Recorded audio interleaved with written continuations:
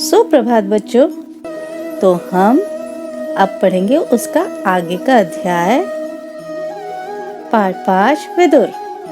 विचित्रवीर्य की रानी अंबालिका की दासी की कोख से धर्मदेव का जन्म हुआ, जो विदुर कहलाए। विदुर निष्प्रह यानी निर्लोभी थे, यानी वो किसी से उन्हें लगाव नहीं था, बड़े ही साधु आदमी थे। उनके धर्मशास्त्र और राजनीति के ज्ञान व विवेक से प्रभावित होकर भीष्म पिता ने इन्हें राजा धृतराष्ट्र का प्रधानमंत्री नियुक्त किया।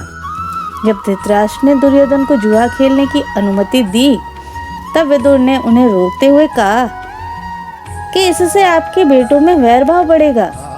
धृतराष्ट्र ने इससे प्रभावित होकर दुर्योधन को अकेले में बुलाकर समझाया कि विदुर के कहे अनुसार जुआ खेलने का विचार छोड़ दो। उन्होंने कहा कि तुम जुआ खेलने का विचार बिल्कुल त्याग दो। विदुर कहते हैं कि जुआ राज्य के नाश का कारण बन जाएगा, छोड़ दो इस विचार को। परंतु वो तो नहीं माने थे। इस पर भी दुर्योधन न माने। अपने बेटे दुर्योधन की जिद के कारण धृतराष्ट्र ने युधिष्ठिर को जुआ खेलने का न्योता भेजा, यानी अपने पुत्र मोह और पुत्र की जिद के आगे वे झुक गए। जुए को रोकने के लिए विदुर युधिष्ठिर के पास गए। बड़े आदर से युधिष्ठिर ने कहा, चाचा जी, मैं यह सब मानता हूँ, पर जब काका धृतराष्ट्र बुलाएं तो मैं कैसे इनकार करूं। यह कहकर युधिष्ठिर क्षत्रिय कुल की मर्यादा रखने के लिए जुआ खेलने गए थे। अब हम पढ़ेंगे पाठ 6 कुंती। अब कुंती कौन थी, इस बारे में हम जानकारी लेंगे और उनकी क्या कथा है। श्री कृष्ण के पितामह व यदुवंशी राजा शूरसेन ने अपने फुफेरे भाई कुंती भोज को वचन दिया था कि उसके जो पहली संतान होगी उसे वे कुंती भोज को गोद दे देंगे। इस कारण अपनी पहली संतान पृथा, हम कुंती को पृथा भी कहते हैं, तो पृथा नामक पुत्री को उन्होंने कुंती भोज को गोद दे दिया। इसलिए पृथा का नाम कुंती पड़ गया था। ऋषि दुर्वासा की 1 वर्ष तक सेवा शुश्रूषा के कारण उन्होंने प्रसन्न होकर कुंती से कहा, कुंती भोज कन्ये, तुम किसी भी देवता का ध्यान करोगी तो वह अपने ही समान एक तेजस्वी पुत्र तुम्हें प्रदान करेंगे। अब ये वरदान जो था, उसी के कारण जो है कर्ण का जन्म हुआ। यहाँ देखिए लिखा है, इस कारण सूर्य के संयोग से कुंती ने एक तेजस्वी और सुंदर बालक को जन्म दिया, क्योंकि उन्होंने सूर्यदेव का आह्वान किया था, जिसके जन्मजात कवच व कुंडल थे। यही बालक कर्ण कहलाया। लेकिन लोक निंदा के डर से कुंती ने उसे एक पेटी में बंद कर गंगा की धारा में बहा दिया। बहुत आगे जाने के बाद अधिरथ नामक एक सारथी की नजर उस पेटी पर पड़ी थी। उनके कोई भी संतान नहीं थी, तो वह पेटी में बच्चे को पाकर बहुत खुश हुए, क्योंकि वह निसंतान थे ना, अभी मैंने आपको बताया, तो वह बड़े ही खुश हुए। दूसरी ओर राजा कुंती भोज ने कुंती का स्वयंवर रचा और कुंती का विवाह हस्तिनापुर के राजा पांडु से करवा दिया।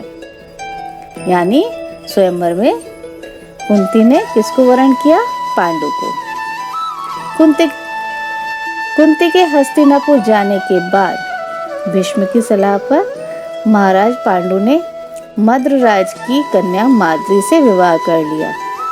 एक दिन महाराज पांडु ने वन में शिकार करते हुए यानी खेलते हुए हिरण का रूप धारण किए ऋषि दंपति को अपने तीर से मार गिराया। तब ऋषि ने मरते मरते पांडु को शाप दे दिया। इससे दुखी होकर पांडु पितामह भीष्म व विदुर को राज्य सौंपकर अपनी पत्नियों के साथ वन में चले गए और ब्रह्मचारी जैसा जीवन जीने लगे। महाराज पांडु की संतान लालसा और शाप के कारण संतानोत्पत्ति न कर पाने के कारण कुंती ने उन्हें दुर्वासा ऋषि के वरदान के बारे में बताया। यानी वे चाहते थे कि उनके पुत्र जन्म ले, परंतु वह श्राप के कारण वह निसंत थे। बाद में कुंती ने अपने वरदान के बारे में जब बताया, उसके पश्चात पांडु के अनुरोध से कुंती व माद्री ने देवताओं के अनुग्रह से 5 पांडवों को जन्म दिया। एक बार वसंत ऋतु में महाराज पांडु रानी माद्री के साथ प्रकृति की सुषमा को निहार रहे थे। उसी समय ऋषि के श्राप के कारण पांडु की मृत्यु हो गई। पति की मृत्यु के कारण खुद को जान। एक बार वसंत ऋतु में महाराजा पांडु रानी माद्री के साथ प्रकृति की सुषमा को निहार रहे थे। उसी समय ऋषि के श्राप के कारण पांडु की मृत्यु हो गई। पति की मृत्यु के का कारण खुद को जानकर माद्री भी पांडु के साथ मर गई, यानी वो अत्यंत ही दुखी हो गई थी। कुंती और पांडवों को ऋषि मुनियों ने हस्तिनापुर ले जाकर भीष्म पितामह को सुपुर्द कर दिया। अपने पोते पांडु की मृत्यु के शोक के कारण सत्यवती अपनी विधवा पुत्रवधुओं अंबिका और अंबालिका को लेकर वन में चली गई और वहीं स्वर्ग से धार गई। इस कारण सूर्य के संयोग से कुंती ने। अगला है पाठ 7 भीम। हस्तिनापुर में कौरव और पांडव खेल कूद हंसी मजाक में साथ रहते थे। शरीर बल में पांडुपुत्र भीम सबसे बढ़कर था। भीम दुर्योधन व उसके भाइयों को खूब तंग करता था, लेकिन उसके मन में किसी से बैर नहीं था। भीम द्वारा तंग करने के कारण दुर्योधन व उसके भाइयों के मन में भीम के प्रति द्वेष बढ़ने लगा। कौरव व पांडव कृपाचार्य से अस्त्र विद्या सीखने लगे, जिसमें पांडव कौरवों से आगे थे, अतः कौरव चिढ़ने लगे। दुर्योधन पांडवों को हर तरह से नीचा दिखाने का प्रयास करते। भीम से उनके बिल्कुल भी नहीं पड़ती थी, यानी वह उससे लड़ाई करते थे। भीम की उनसे बिल्कुल भी नहीं पड़ती थी। एक बार सब कौरवों ने भीम को गंगा में डुबाकर मारने का निश्चय किया और सोचा भीम के मरने के बाद पांडवों को कैद कर वे सारे राज्य पर अधिकार कर लेंगे। इसके लिए उन्होंने जल क्रीड़ा का आयोजन किया और पांडवों को न्योता दिया और वे काफी देर तक खेले और तैरे। दुर्योधन ने छल से भीम के भोजन में विष मिला दिया था, लेकिन भीम गंगा के किनारे रेत में ही बेहोश होकर गिर गए। बाकी पांडव थकने के कारण डेरे में जाकर सो गए। दुर्योधन ने बेहोश भीम के हाथ पैर लताओं से, यानी पेड़ की जो पतली पतली लताएं होती है ना, तो उससे बांधकर उसे गंगा की धारा में बहा दिया। दुर्योधन खुश हो रहा था कि भीम मर गया। भीम को अपने डेरे में न पाकर चारों भाइयों ने जंगल व गंगा किनारे उसे खोजा, पर पता न चलने के कारण निराश होकर महल में लौट आए। थोड़ी देर बाद भीम झूमता झामता महल में पहुंच गया।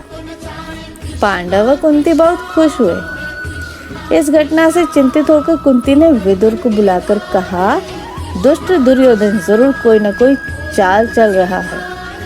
राज्य के लोभ में वह भीम को मार देना चाहता है। राजनीति कुशल विदुर ने कहा कि आपका कहना सही है, परंतु इस बात को अपने तक ही सीमित रखिए। दुर्योधन की बुराई न कीजिएगा, नहीं तो आपस में वैर ही पड़ेगा। इस घटना से भीम को बहुत ही गुस्सा आया। युधिष्ठिर ने उसे समझाया कि अभी समय नहीं आया है। इस समय हमें एक दूसरे की रक्षा करते हुए बचना है। भीम के वापस आने पर दुर्योधन को आश्चर्य हुआ और वह और अधिक उनसे ईर्ष्या करने लगा। शेष हम अगले अध्याय में पढ़ेंगे। धन्यवाद।